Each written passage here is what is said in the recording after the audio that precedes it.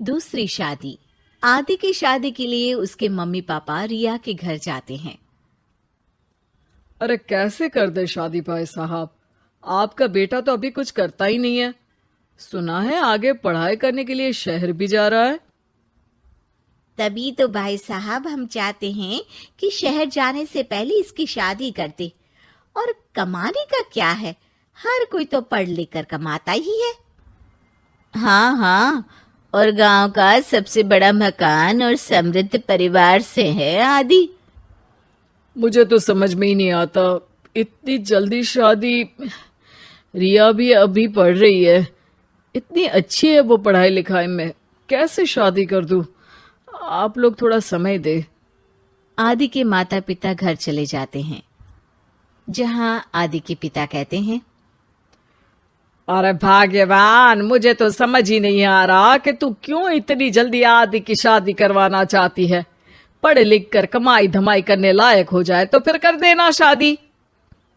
अरे आप चुप रहिए। रिया जैसी लड़कियों के लिए शादी के रिश्तों की कमी है क्या? इतनी सुंदर, संस्कारी, पढ़ी लिखी और अच्छी परवरिश वाली लड़की है वो। मैं तो छोड़ ही नहीं सकती ये रिश्ता किसी भी कीमत में। बता दे रही हूँ, रिया की शादी आदि से ना कराई ना तो मैं जहर खाकर जान दे दूंगी। पूरे गांव में नाम है उन लोगों का, नौकर चाकर कितने लगे हैं उनके घर में। अरे मेरी बेटी तो राज करेगी, राज। और इस तरह ना चाहते हुए भी रिया की शादी आदि से हो जाती है। अरे बेटी, ये ले तेरी किताबें, पढ़ाई बिल्कुल ना छोड़ना। तू तो मेरी गर्व करने वाली बहू है, बड़ा नाम है तेरा गांव में। हाँ, आखिर पसंद किसने किया है रिया को आदि के लिए? आदि को गांव की रिया इतनी पसंद नहीं होती है। अरे यार, तू तो बड़ा लक्की निकला, रिया जैसी लड़की से तेरी शादी हो गई। अरे लक्की की क्या बात है, वो भी तो मेरे जैसे लड़के की बीवी बनकर किस्मत वाली बनी है ना। अरे अब तो तू रह नहीं दे, ना तो तू कमाता है ना ही पढ़ने में अच्छा है। क्या है तुझमें? बस पैसा, और वो भी बाप का।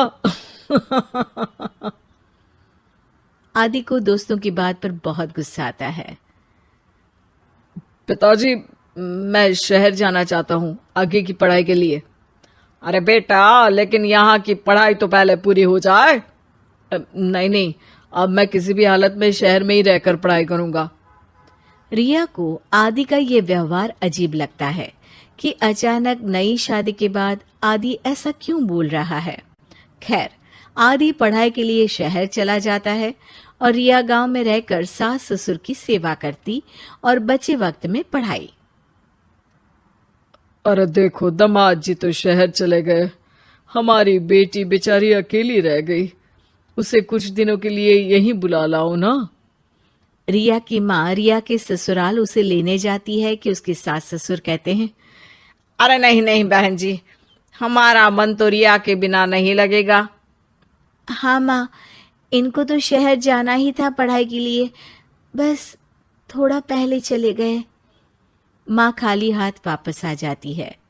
आदि शहर में मन लगाकर पढ़ाई करता है और इंजीनियरिंग के लिए दाखिला ले लेता है, तो वहीं रिया भी एमए की पढ़ाई में प्रवेश लेकर समाज सेवा में मन लगाती है।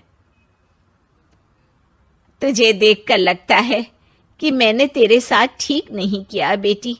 शादी तो करवा दी लेकिन पति का साथ नहीं मिला। अरे तो क्या हुआ, जैसे मैं अपने माँ पापा के साथ थी वैसे अब आप दोनों के साथ हूँ, है ना?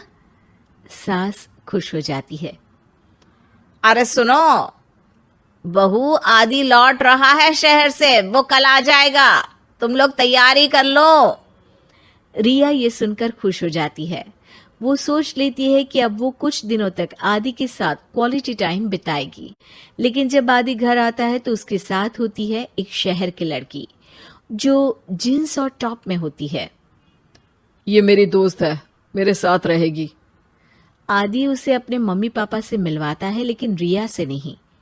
रिया सबके लिए खाना लगाती है।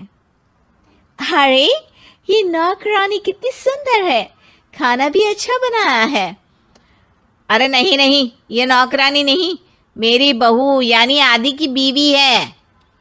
ये सुनकर लड़की शांत हो जाती है और आदि की तरफ देखने लगती है, फिर वहां से चली जाती है। अरे माँ, क्या जरूरत थी घर की कहानी बताने की? देखा, अब वो बुरा मान गई ना। वैसे भी मैं आप लोगों को बता देता हूं, मुझे रिया के साथ नहीं रहना। मैं शिवानी से प्यार करता हूं और उसी से शादी करूंगा। मैं रिया को छोड़ रहा हूं। आदि ये बोलकर उस लड़की के साथ शहर चला जाता है।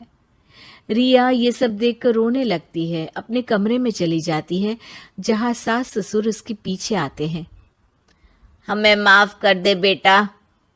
वो दोनों उसके सामने हाथ जोड़ते हैं। आप लोग ऐसा क्यों बोल रहे हैं? ये तो मेरी किस्मत थी, पर अब मैंने सोचा है कि मैं भी आगे पढ़ाई करके आगे बढ़ूंगी। रिया पढ़ाई लिखाई करके पूरे जिले की कलेक्टर बनती है। आदि उसे छोड़कर शिवानी से शहर में ही शादी कर लेता है। फिर एक दिन रिया के ससुराल में, अरे बेटी रिया, तुझसे मिलने कोई आया है। कौन है माँ? हमें आपकी बहू के बारे में सब पता है। मैं आप लोगों से अपने बेटे के लिए आपकी बहू का हाथ मांगने आई हूं। रिया के सास ससुर और माता पिता ने मिलकर ये फैसला किया था कि वो रिया की शादी करवा देंगे। पूरे जिले में नाम कमा चुकी रिया की शादी उससे भी बड़े ओहदे के सिट से हो रही होती है कि शादी वाले दिन आदि भी वहां आ जाता है। अरे माँ, ये क्या हो रहा है? तेरी हिम्मत कैसे हुई घर में घुसने की? पूरे गांव में हम लोगों की नाक कटा अकेला छोड़ गया था एक लड़की के लिए, अब क्या लेने आया है? माँ, वो लड़की ठीक नहीं निकली। उसने मुझे धोखा दे दिया माँ। मैं रिया की कीमत समझ चुका हूँ।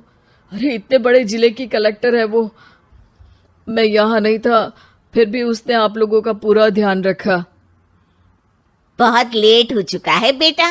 रिया आज अपनी नई जिंदगी की शुरुआत करने जा रही है, अब उसे भी जीने का हक है। वो तेरी सुविधा से जिंदगी नहीं जी सकती। तूने तो हीरा खो दिया बेटा।